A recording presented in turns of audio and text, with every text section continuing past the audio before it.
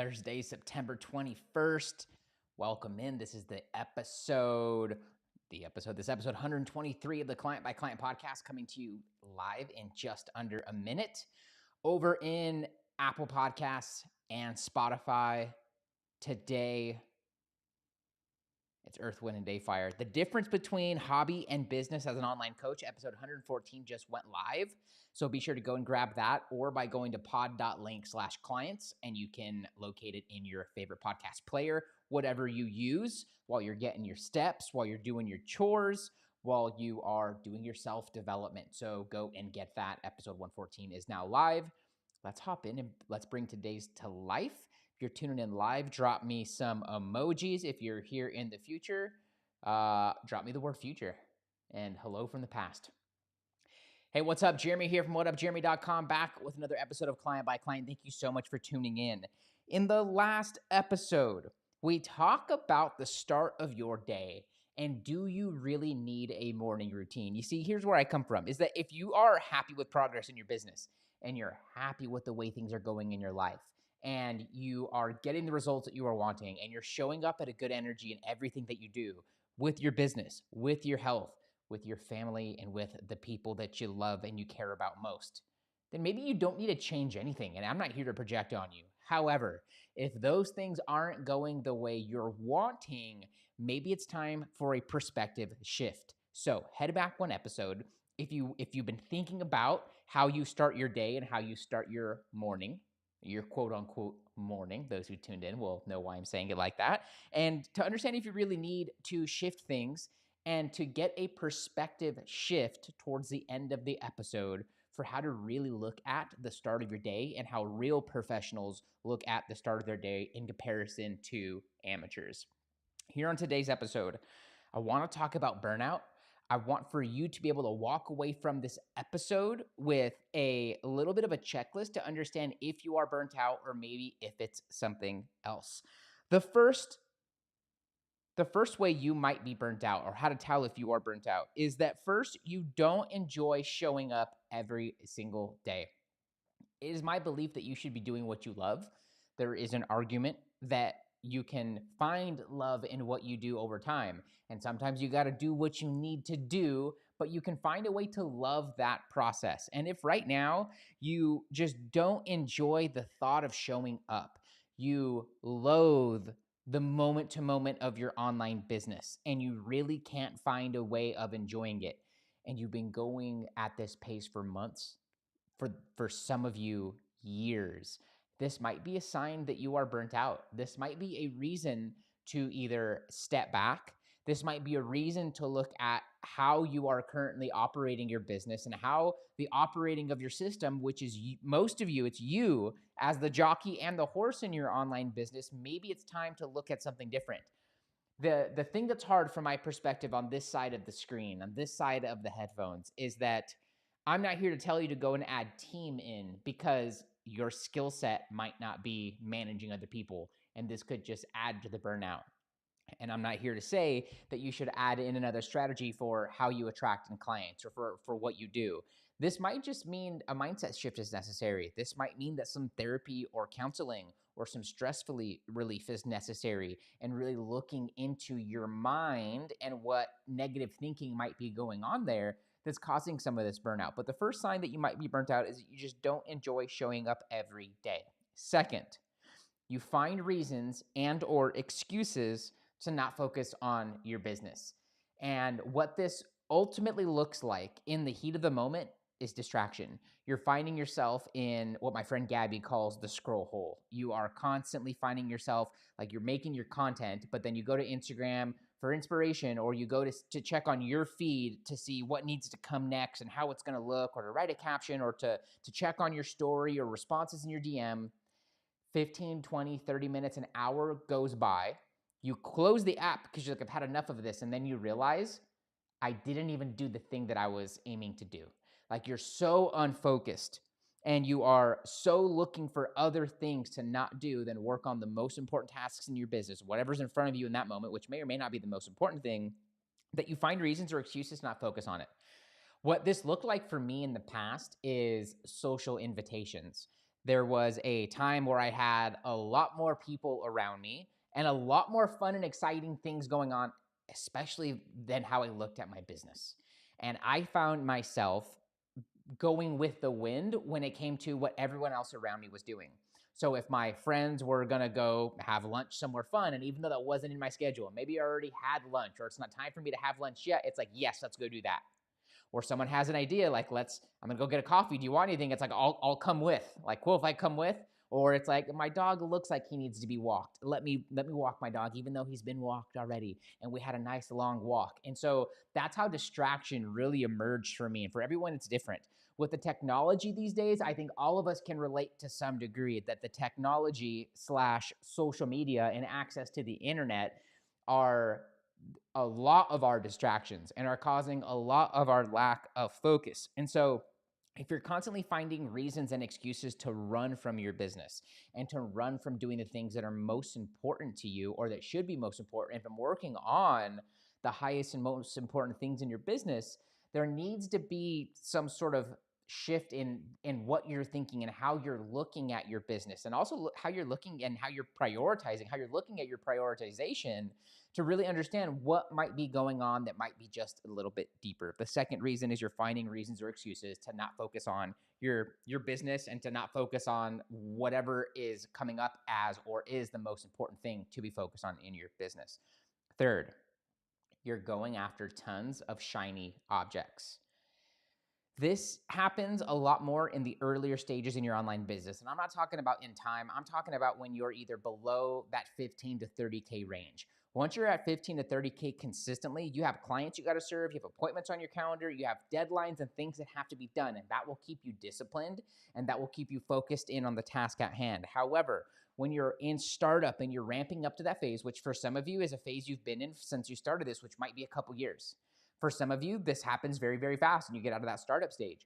But when you're in that startup stage, there are so many things that you could do to work on your online business and to build your online business. There's so many things that you want to do and that you aspire to do because you have been inspired by other coaches, by other gurus, by other online experts and influencers, and you want to have a business like theirs. And so it needs to be said that some of those people are doing things that are for the right stage in their business at the right time.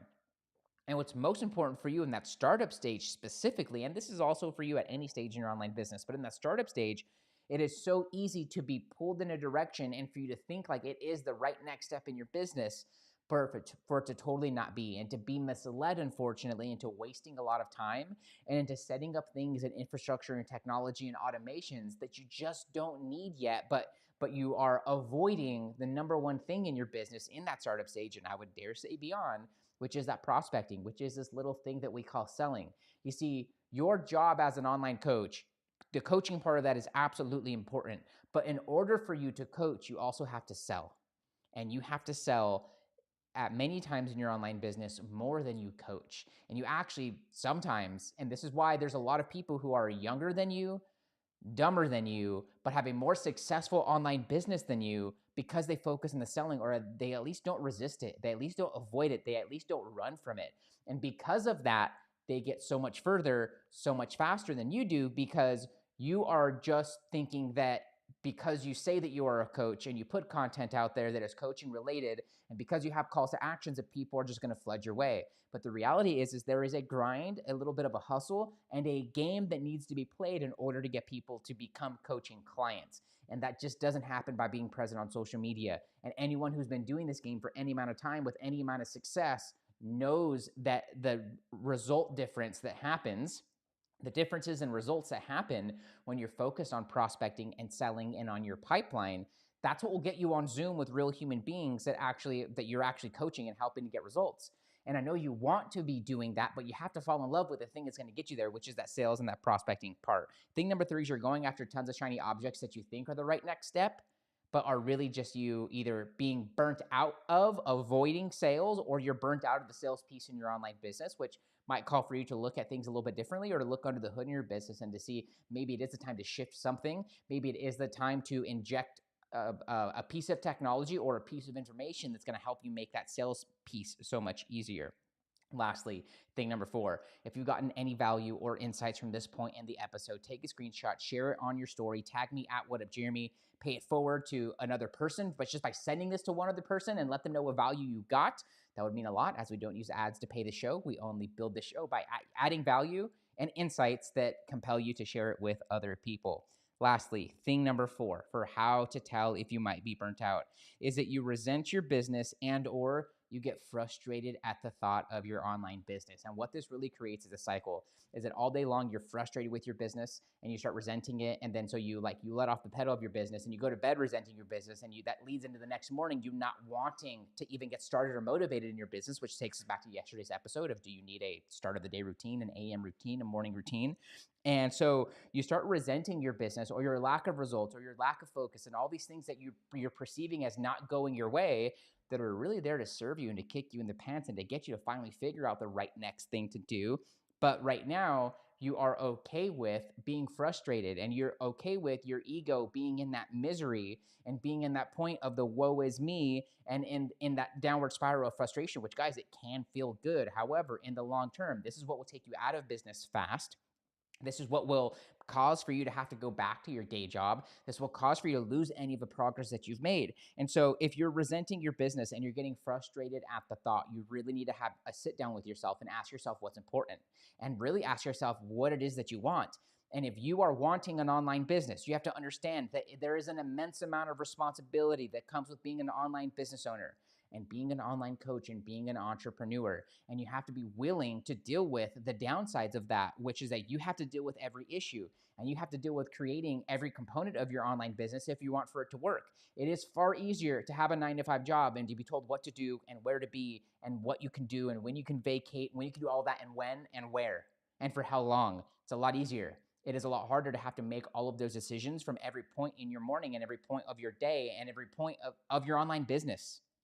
This is why it is so important to be around other people who are focused in on the same thing as you and that are at the same stage of you, and building a network of other people that you can be growing with and bouncing ideas off with and sharing these things with and having their thoughts shared with you to be that sounding board and to help out. This is why it's so important to be around people who are just one step above where you're at, 1 to 2 steps above where you're at. This could be through coaching and mentoring or through networking and having friends that are in a little bit of a higher place than you might be. And this is why it is so important to also have coaches and mentors and to be around or to pay for access to people who are further down the road with you, have already figured it out, to mentor you, to coach you, to give you the templates, the scripts, and the playbooks so that you can move faster, have more fun in the process, understand that what you're going through is what every online business owner goes through and that it's normal, and to help you get to that next level a bit more smoothly and in a way that's far more enjoyable. In the next episode of Client by Client, I want to get back to talking about getting some clients. I want to help those of you who are in that startup stage, who are looking to get your first three clients and to get them consistently. So be sure to come back to tomorrow's episode to get some ideas for how to get your first 3 clients. Whenever you are ready, here are a few ways I can help you grow your online business. First, download your free copy of GetBookedCRM. Coaches, are you still managing your leads and pipeline from Instagram DM, Facebook Messenger, and your email inbox, where you're losing leads in the cracks and leaving a lot of money on the table every single month? That's why I created GetBookedCRM. What started out as a free way for me to manage my pipeline and turn my prospects into clients has quickly become a favorite tool of my private students and many members in the Leverage Coach community. Get leads and turn them into clients in half the time. For your free download now, just find me over on Instagram and send me the letters CRM. Second, join my free group for online coaches. I've got hundreds of coaches from all over the world, all implementing my strategies for starting and growing an online business and getting clients consistently. Get access to free trainings every week, access to me, and access to coaches and dozens of different coaching niches. Just find me over on Instagram for your free invite now and send me the word group.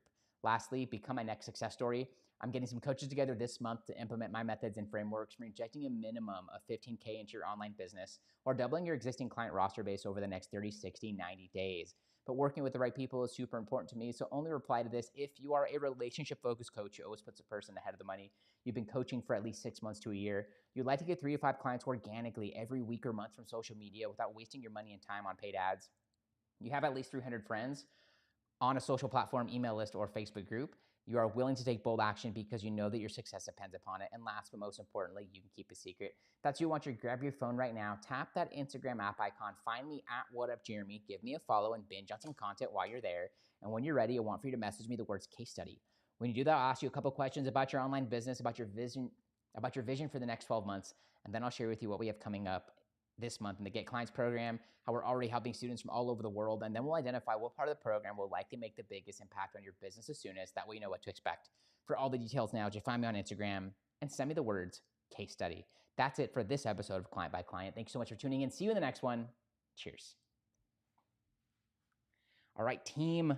There's still time in the week to sell something. Go follow up. Go make those offers. Go make those invitations. Listen to the last 5 episodes of the show if you need some ideas for how to do those things and some inspiration. I promise you'll walk away with it. That's it for me. I'll see you guys back tomorrow with another one. We're talking about how to get your first 3 coaching clients. Thanks so much, guys. Peace.